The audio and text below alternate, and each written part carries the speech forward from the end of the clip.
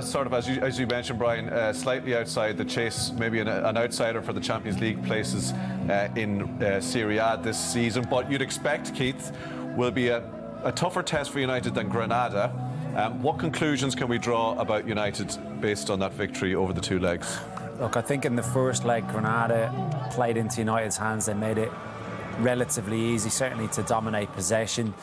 The penalty last week was the killer, really. The Bruno Fernandes penalty, the second goal, really the lateness of that one, and then the early goal by that man Cavani tonight just put it to bed. Because overall tonight, you would have to say Granada gave a really good account of themselves. United just did enough, managed the game particularly well, managed him in terms of taking him off at half-time and not letting that become an issue. He's still talking about the elbow there, as you see. I think it was harsh. The yellow card. Let it go, Paul. Let it go. Job done. Move on, Roma. Brian, Keith's mentioned it there that Granada acquitted themselves very well, and at times, you know, although not creating too many clear-cut chances, looked the better team. Was that United? Would you absolve United because of that? Because it was that sense of job done so early, or would a better team have commanded that game a lot better? A better team may have carried on and dominated the game, but United were quite content, I felt. They always had it under control. They were a bit loose with their own passing, a bit careless at times. But I think the regrets will be on the side of Granada that they didn't give it a right good go in the first match, that they gave Manchester United too much respect. We saw tonight when they had the go, at times they almost had Manchester United rattled. I wouldn't say they ever really had them rattled, but they had a lot of possession and crosses and got players forward. Manchester United played within themselves. Remember, there was 3 key players didn't start, and then Pogba goes off, who was obviously a key attacking player for them. They took off Fernandes in the second half as well. And didn't involve Rashford, didn't need to involve him from the bench, just managing him carefully as well. Yeah, okay. One moment of real quality from Edison Cavani in the first half, and then an own goal from Jesus Vallejo, the difference tonight. Manchester United through to the Europa League semi-finals for the second year running, and a smackdown with Roma awaits them in the final 4, which may be a little tougher than Granada proved. Let's go back to that Cavani goal then, Brian, who is proving himself a very useful player for Manchester United. Yeah, well, like last year, they were struggling in that position and a lot of matches, and they were looking for someone that could do that job for them. As Keith said before the match, Martial hasn't really worked out. Greenwood's probably a bit early. Rashford often better in the wide position as well. Gallo they signed last year, but they've signed this for this season, and it took them a while to get the business done and get him in. And probably if they got him in for pre-season, he would have made more of a contribution. 7 league goals. Was smashing on Sunday against Spurs. He was really brilliant, got a crucial goal in that match. And tonight got the breakthrough goal, didn't move much, talked about his movement before the game a lot, but here he just stands still and allows the movement to happen around him. Pogba attracts the defender to the ball, and he just waits for the little knockback and has the quality and technique to smack that into the bottom corner with his left foot. And he knew he was in for a hard night then, Diego Martinez. From Cavani there, is that experience that he knows that I don't need to go and make a run here, there, everywhere, that he gets a sixth sense that the ball is coming there? I think that split-second decision of when you go, how you go, looking around at what possibly might happen. So he sees the run of Paul Pogba and he realises, well, he's not going to flick that there. He's going to realistically try and flick it back into an area, and as well as that, he's not going to go into the traffic into Vallejo, so he's staying in an area where if it does come to him, he's not fighting, he's getting a clean striker or a header or an opportunity to do something without a defender near him. And I didn't think Granada reorganised quick enough defensively, but the finish was... So it's the intelligence that comes with that. The intelligence. I think he's always had it to a point, but certainly as he's got older and he's less sharp and less explosive, he's had to evolve that side of his game. I think that's a natural part of a journey of a centre forward. Do you agree that he could have a big role to play at United, even if they go and buy, you know, a first choice, a big money centre forward in the summer to try and persuade him to stick around? Yeah. You talked about the role with Greenwood, the partnership with him, for example. Yeah, I do, because I really like Greenwood a lot. Brian just touched on Rashford as well. The here and now I like Rashford in a wide left position. So to challenge on four fronts, which is what Manchester United want to be doing, they're going to need a couple of centre forwards. And if they stake their claim and get a big name in as an out-and-out centre forward, if it's Haaland, who knows? There's no harm in having a Cavani. Whether he'll be content with that will be another thing. But the age he is, maybe he will be.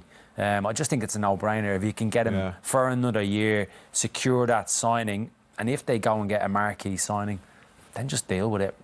Martial, Greenwood, Rashford, great options to have in wide areas, second centre forwards if you want to tweak the system in any way. I just think they'd have a lot of attacking. Bit more option. He fancies a return to the climes of South America, and at home is calling. Ole Gunnar Solskjaer said he hasn't seen the social life and enough of the countryside around Manchester, so it's a tricky one for a club. A tricky one for the club, maybe, but at least they know now his value around the club. They would have a good idea of his character. The thing about signing players, Tommy, is I often think about the fact that clubs get it wrong so often. And why do they get it wrong? Because they often make judgments on how players played when they're playing against them. Right? Or the people out searching about and scouting and so on. But they don't actually know the personality of the fella until they get him in close. I mean, in my time, I signed the wrong player now and again, occasionally. And I went, oh, right, that's why they were prepared to let him go for so little money. Because there's something missing with him that you don't really spot till you get him close. They have him close and they've seen the return, they've seen the value. They're able to measure his contribution in the games and off the pitch with those young and experienced players. About even the match of the weekend where he was having a go at some of the players about the service. Greenwood, get the ball in quicker to me when we're on the counter attack. He had to go at him, and Greenwood put the next one in. He sticks her in the net. So that's kind of invaluable stuff for a young player to learn. For sure, with the setup they have, because Martial, as the oldest of that group of attacking players, isn't that sort of player. Is he? He's not that. Doesn't appear to be that sort of personality. It's about trying to get his own game right is his biggest problem. Doesn't have that experience to pass on to younger players. It was hard on Granada, the second goal, wasn't it, for the performance they put out tonight? Yeah, Jerry was right. I think we were all saying it here. It was harsh. They didn't really deserve that scoreline from what they produced. Certainly tonight, in particular the second half, with the type of opportunities they mustered up.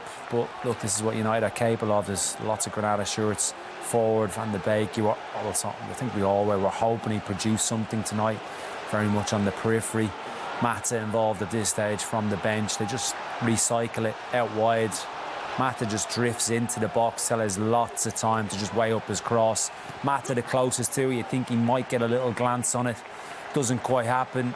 And Vallejo just can't quite react in time to manoeuvre it anywhere else. Hits him clean in his face, forehead, and straight past the keeper before he even knows it. In trouble when Mata's causing problems in the air in the box, aren't you? Look, I feel for him because he's had a decent game, Vallejo, alongside German Sanchez. It's a hell of a barnet, isn't it?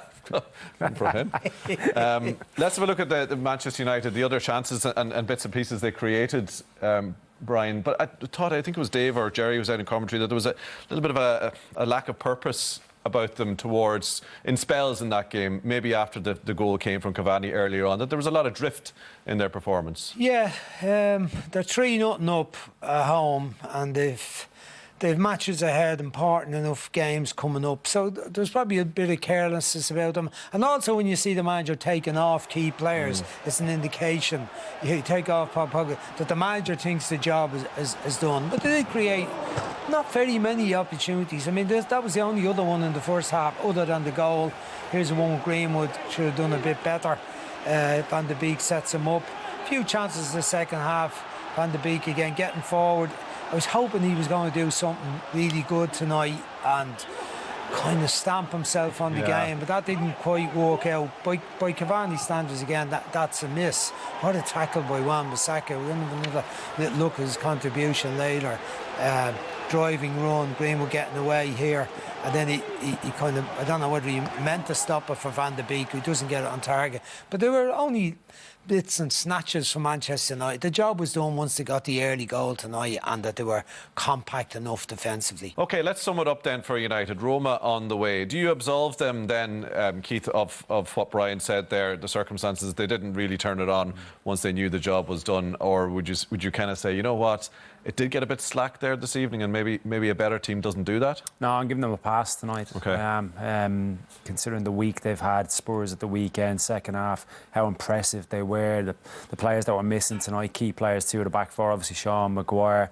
Brian's mentioned the players that come off. So for me, did they really miss those suspended players this evening in terms of that to a drive point? in the team? To a point, obviously it didn't cost them in terms of goals conceded. But no, look, I think they're capable of these types of performances at times when you don't see it coming. But tonight, with the job done, I think it's just move on to the Premier League and get ready for the semi-finals now against Roma. A pass and into the semi-final.